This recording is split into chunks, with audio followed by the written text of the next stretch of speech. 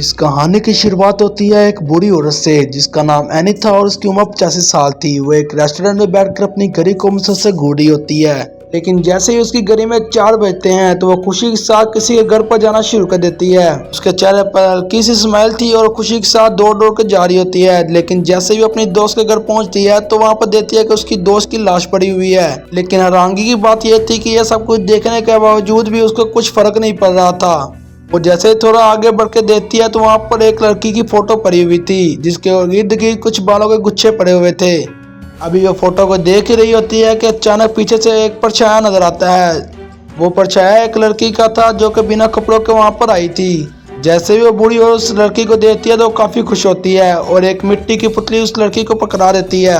ये सब देखने से ऐसा लग रहा था कि इन दोनों में कोई ना कोई ऐसी बात थी जो कि वो दोनों आपस में छुपा रही थी। अब फिल्म के अगले सीन में हम एक लड़की को देखते हैं जिसका नाम पारा था। वो पेरिस में एक मॉडल थी।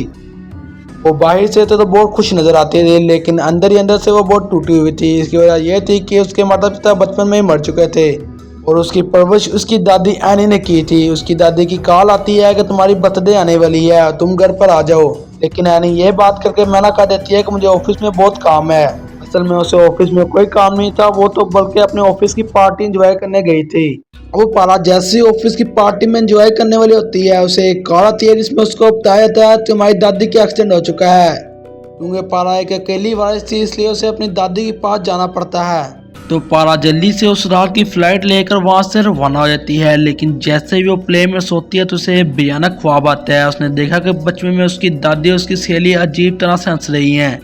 पारा जल्दी से उठती है और उसको लगता है कि यह सब स्ट्रेस की वजह से हो रहा है। उसको क्या पता था कि यह एक खौफनाक राज की एक झलक थी।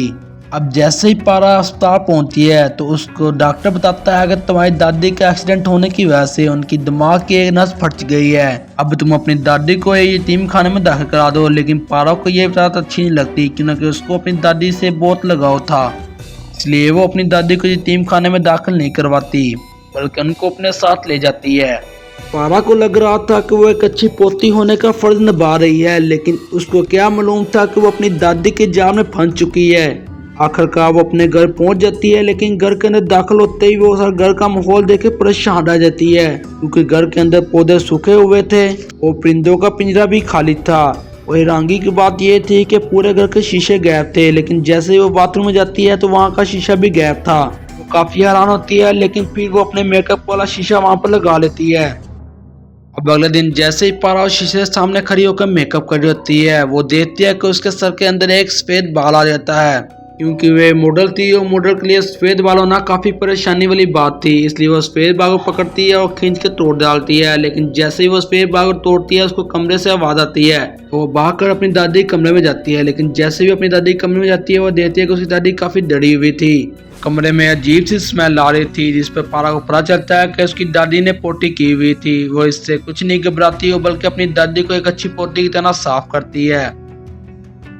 सारा टीवी पर देख अपनी दादी की देखभाल करने के बाद सोने के लिए जाती है, लेकिन जैसे ही वो मोबाइल चलाने के बाद सो जाती है तो देखती है कि उसके ऊपर से एक काली परछाई गुजरती है और उसके ऊपर पड़े हुए कंबल तो पीछे नीचे गिरा देती है। लेकिन सारा को होश आ जाता है, वो देखती है कि एक काली सी धुंधली की साई उसकी तरफ बढ़ रही है। अगर आप इस मूवी का पार्ट 2 चाहते हैं तो जल्दी से मुझे कमेंट करें ताकि मैं इसका पार्ट 2 भी अपलोड करूं। आप एंजॉय करें, वे सब्सक्राइब करें।